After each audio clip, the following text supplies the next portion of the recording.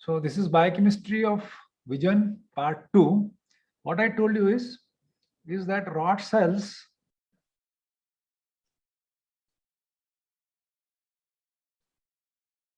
are highly sensitive.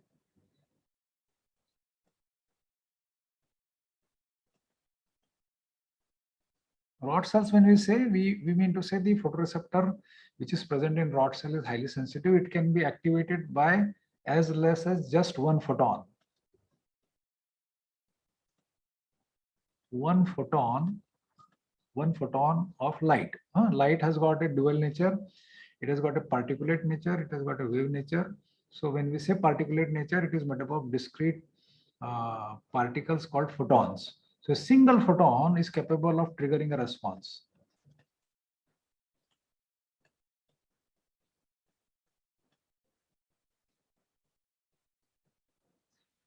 Response means what?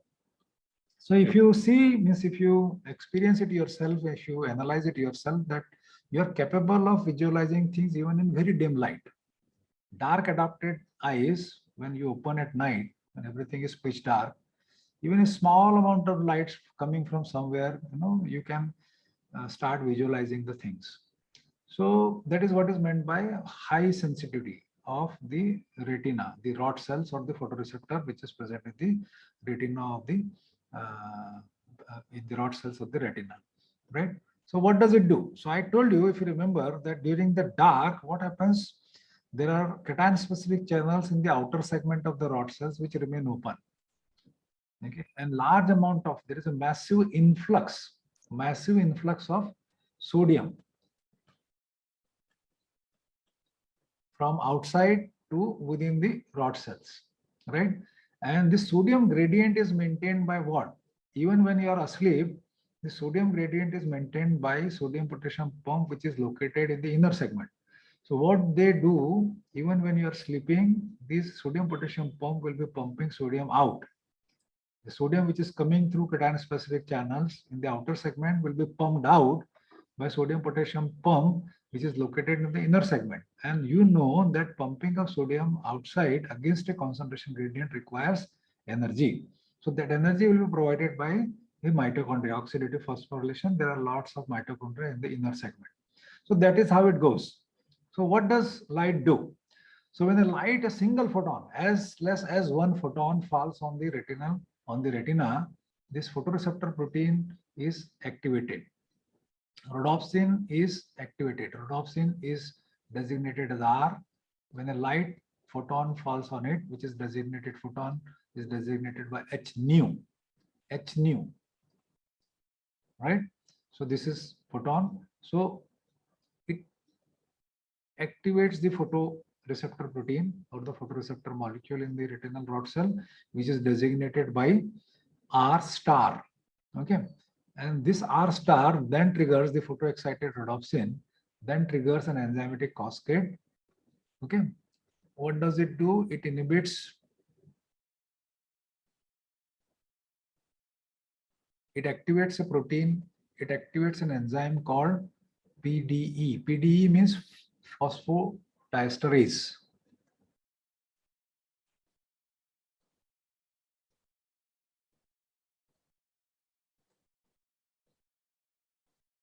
Okay. When I made a star over here, it means that it is activated enzyme, phosphodiesterase. And this phosphodiesterase does what? It is capable of hydrolyzing cyclic GMP to GMP. Cyclic GMP, cGMP means cyclic GMP. The cyclic GMP is responsible for keeping the channels open. In the dark, the channels remain open because of the presence of cyclic GMP. So when cyclic GMP gets hydrolyzed to GMP, the channels close, right? And this triggering of this enzymatic cascade by photoexcited rhodopsin, photoactivated rhodopsin, is mediated by a signal coupling protein called transducin. Transducin. T means transducin. Okay. Transducin, it is a signal coupling protein. Right? So you see there is a cascade, and in every step of this cascade, the signal gets amplified. One photon is capable of activating one or several rhodopsins. One rhodopsin in turn is capable of activating a large number of transducin. One transducin in turn is capable of activating a large number of phosphodiesterase enzyme, and one enzyme in turn is capable of converting large number of cyclic GMP to GMP. So at every step, the signal gets amplified. Signal gets amplified like this. At every step, the signal gets amplified. So even with a single photon falling on your eyes, the retina of your eyes, so you can start perceiving things. You can start locating things. You can start seeing. You can start visualizing. So that is what is meant by highly sensitive nature of the rod cells, right? So let us see what happens in every of these steps. So this is this thing that you have rhodopsin. A single photon falls on it. It gets activated, R star. This in turn activates an enzyme called phosphodiesterase. This reaction is mediated by a coupling protein called transducin. Okay, and this photoactivated phosphodiesterase in turn hydrolyzes cyclic GMP to GMP. Cyclic GMP is responsible for keeping the channels open in the dark, but when it gets hydrolyzed, the channel gets closed. The influx of sodium stops, but pumping of sodium from inside to outside by sodium potassium pump in the inner segment of the rod cell continues. As a result of that, the membrane becomes hyperpolarized. It becomes more electronegative inside, and this is hyperpolarization is nothing but generation of the nerve impulse. This nerve impulse is propagated from retinal rod cell to the nerve cells, and from through a relay of nerve cells, it goes nerve cells, which makes up what is called as optic nerve. It goes to the brain, where things are analyzed, integrated, and you can start perceiving the things, right?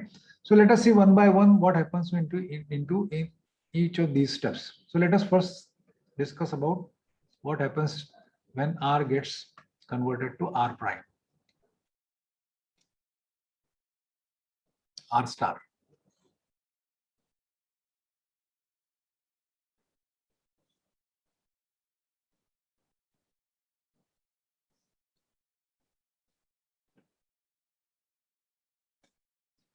So you have rhodopsin, photoactivated rhodopsin. Okay. So a single photon falls on it. What happens? This single photon isomerizes 11-cis retinal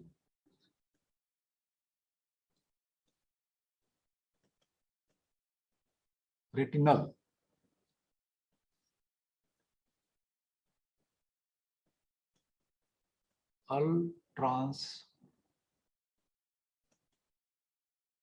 retinal. This is what is called as isomerization.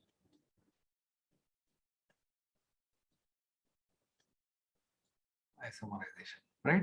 A single photon is capable of isomerizing 11-cis retinal, the chromophore, the prosthetic group in rhodopsin, to its isomer called all-trans retinal. Okay, and this is the beginning. This starts a chain of reaction leading to activation of enzyme phosphodiesterase, hydrolysis of cyclic GMP to GMP. This isomerization doesn't take place in one step. It goes through several intermediate steps also. So what are those intermediate steps? So let me tell you what are those intermediate steps. So it starts from rhodopsin to bathorodopsin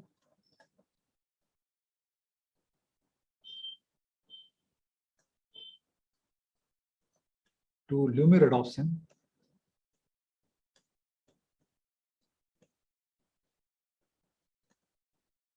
to metarodopsin 1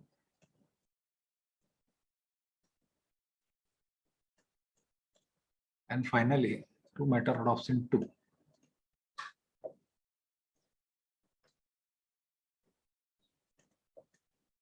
So this metarodopsin 2 is nothing but this R star. So it goes through from rhodopsin to R star it goes through these intermediate steps, and all these are picosecond kinetics. This happens in picosecond. Picosecond, you understand, 10 to the power minus 12th of a second. So very rapidly, once a photon falls on it here, it takes place, it isomerizes the 11 cis retinal to all-trans retinal very quickly through these intermediates. Okay, but as soon as it gets converted to all-trans retinol, when it isomerizes to all-trans retinol, it cannot sit there in the pocket which is meant for 11 cis retinal. The pocket in the opsin is meant for 11 cis retinal, but when it gets isomerized to all-trans retinol, it doesn't fit over there, so it leaves. So you have opsin and all-trans retinal. Okay, so you understand. When a light particle, we are referring to it as photon, falls on the rod cells. What does it do? It converts, it isomerizes 11 cis retinal, the prosthetic group, the chromophore in the rhodopsin to all-trans retinal, NAL. Okay, and it doesn't take place in one step. It takes place through several intermediate steps. The intermediates name are also written, and this happens very quickly, very rapidly. Very rapidly का मतलब है कि all these steps are taking place in picoseconds. And when it gets completely isomerized to all-trans retinal, it cannot remain there. It doesn't fit in the cavity meant for 11 cis retinal, so it leaves. So you have opsin free, all-trans retinal free. This all-trans retinal through a series of reaction gets converted to 11 cis retinal,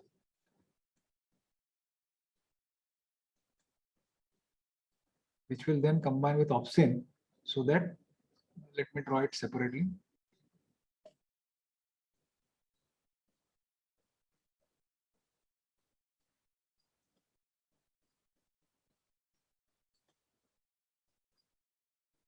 Right. So this all-trans retinol, then through a series of reaction, gets converted to 11 cis retinol again, which will then combine with opsin to give you rhodopsin. So rhodopsin will be regenerated. There will be a series of oxidation reduction reaction here, and it will be converted to 11 cis retinal again, and then it will combine with opsin because it can fit into the cavity 11 cis retinal. So rhodopsin will be regenerated, right? So this is how it takes place. People, and these intermediates have different absorption maxima. That is how people have come to know that this reaction goes through different intermediates.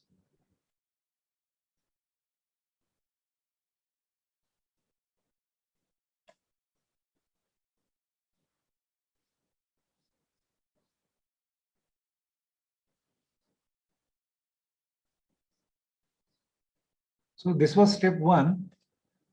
The step 2 is, you have photoexcited rhodopsin. Now you know that is how it is generated. It activates an enzyme called phosphodiesterase. Okay, and it goes through an intermediate protein, a signal coupling protein called transducin.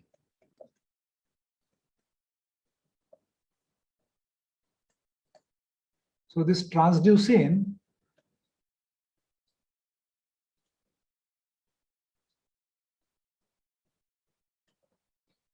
it is a small molecular weight protein. It is also called a signal coupling protein.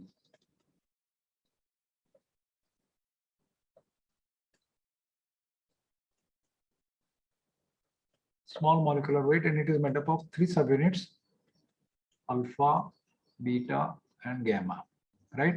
And it is capable of existing in 2 forms: a GDP form, which is inactive, and a GTP form, which is active, right? So how does it happen? Let us see that this transducin, it remains in the GDP form. So photoexcited rhodopsin joins with it. So you have RT GDP. What does it do? It causes exchange of GTP for GDP. So you have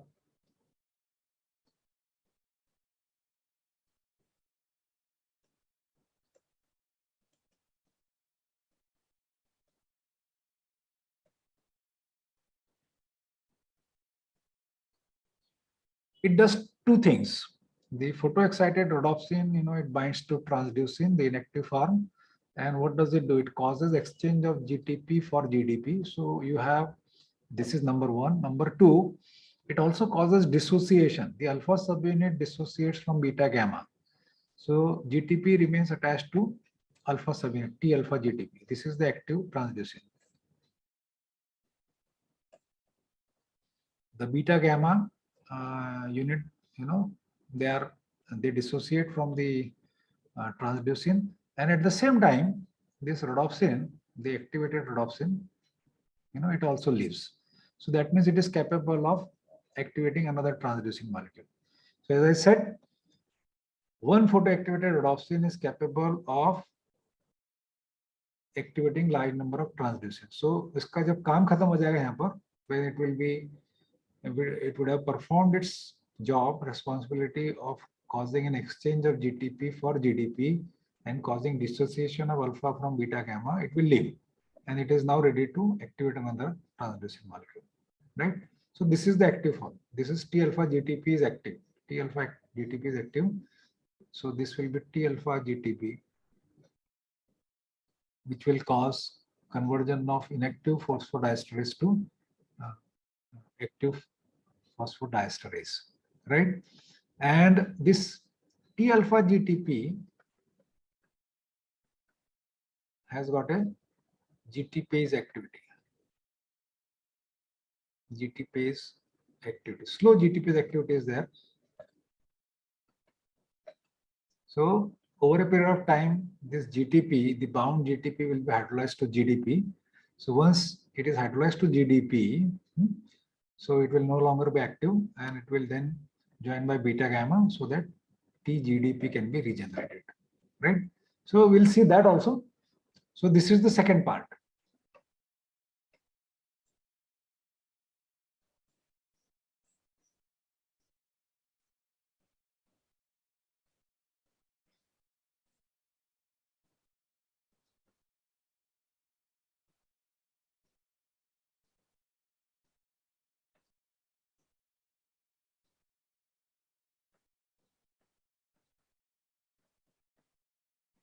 Third part is this PDE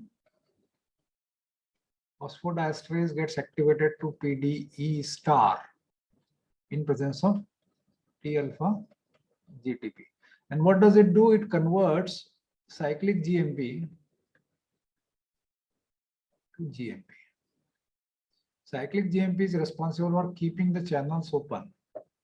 Because when it gets converted to GMP, the channels get closed. So how does cyclic GMP is generated? Cyclic GMP is generated from GTP in presence of an enzyme called guanylate cyclase.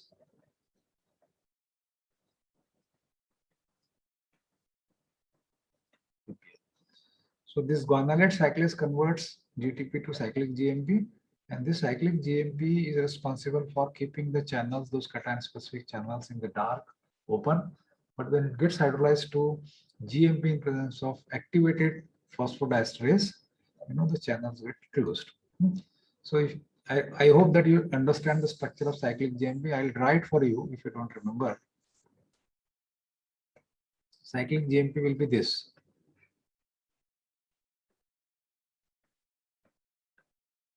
There will be a guanine here, and you have CH2O P. This is what is meant by cyclic GMP. Okay, cyclic GMP is this, and GTP will be this.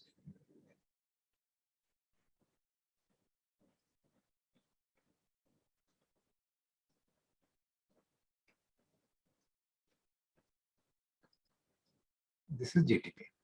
So you have 3 phosphate, you have just 1 phosphate, and it is bound to both carbon number 5 and carbon number Sorry, this will be O here.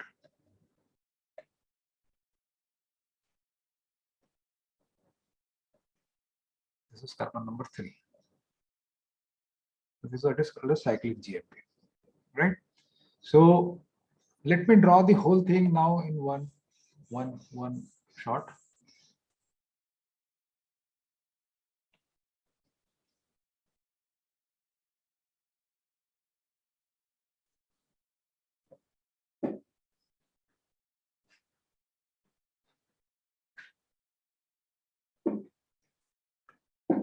So you have TGDP, transducing in the inactive form, right?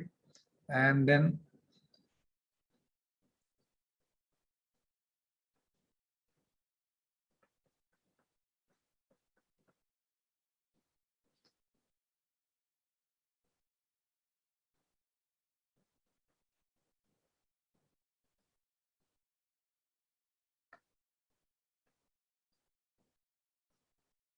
a photon will convert rhodopsin to its active form, and this will then join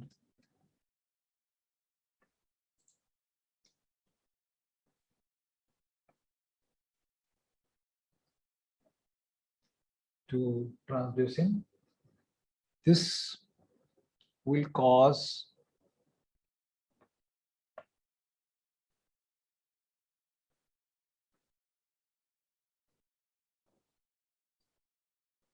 an exchange of GTP for GDP.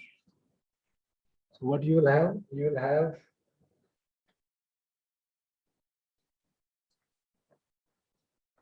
T alpha GTP. I told you, not only it causes an exchange, it also liberates the beta gamma subunit.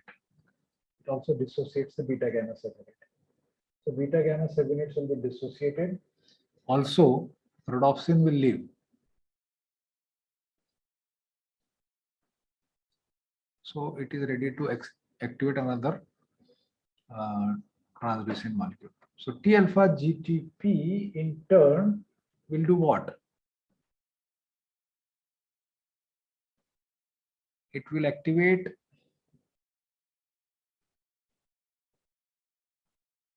phosphodiesterase. So you will have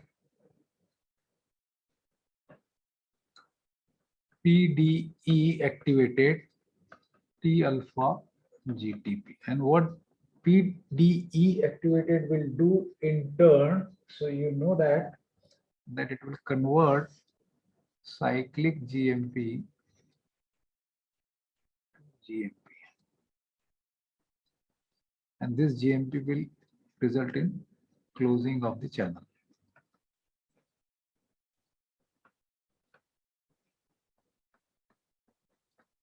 Okay, but I told you that T alpha GTP has got a built-in GTPase activity. So what is going to happen? That GTP will be hydrolyzed over a period of time.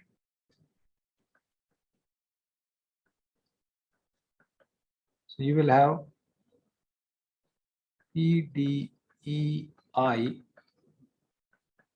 T alpha GDP. So when it gets converted to GDP form, the enzyme will be inactivated again. Okay, from PDE star to PDEI, because the bound GTP has been hydrolyzed. It has been converted to GDP. So it will no longer be there associated with it. So T alpha GDP will be bound by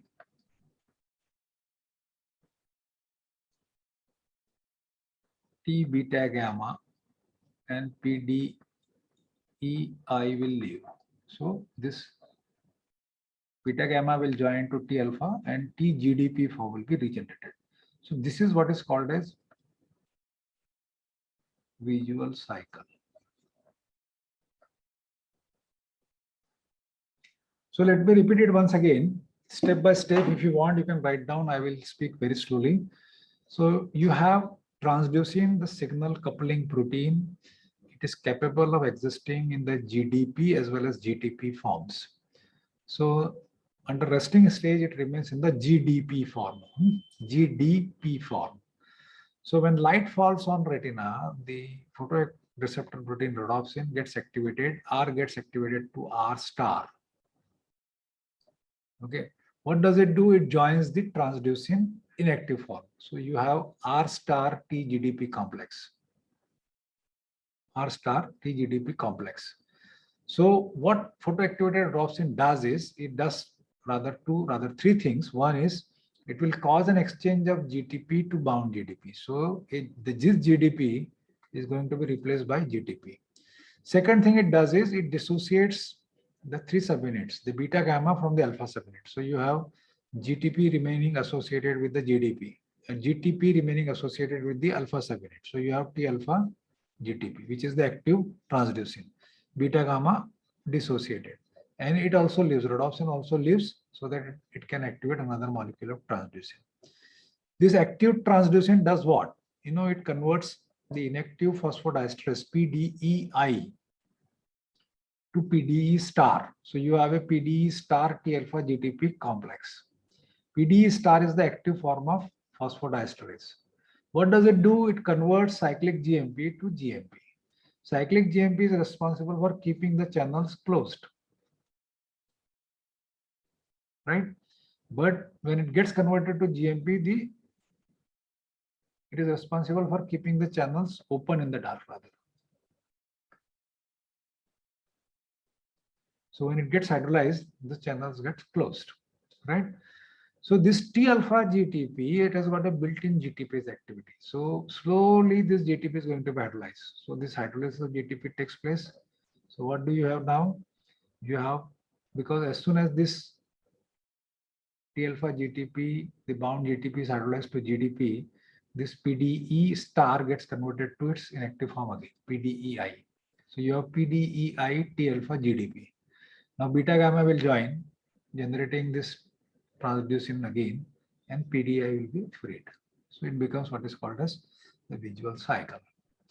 So this is how the photon, the photon which has struck the retinal rod cell will generate a nerve impulse through a cascade. In every step of the cascade, let me draw that cascade once again for you. So you have R star T alpha GTP, you have PDE star, and then it is responsible for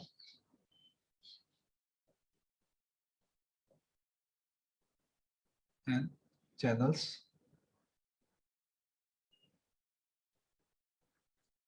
closed. So in between, what happens? I told you in this.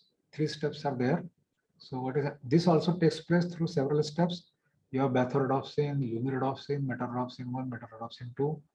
Then you get finally this R star. R star means what? The opsin and the 11-cis retinal has been isomerized to ultrans retinal. So these two cannot fit together. These two cannot remain together. So they separate. Okay.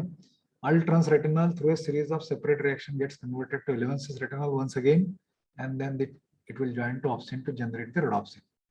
So this activated rhodopsin in turn activates transducin. This activated transducin in turn activates phosphodiesterase, which in turn will hydrolyze cyclic GMP to GMP. In every step, the signal gets amplified. The signal gets amplified like this. Okay, so even a single photon is capable of triggering the response.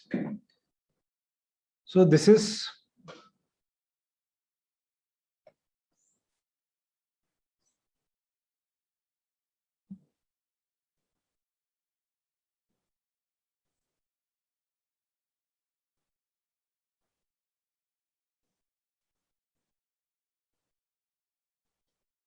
part 1 of the part 2 of the biochemistry vision.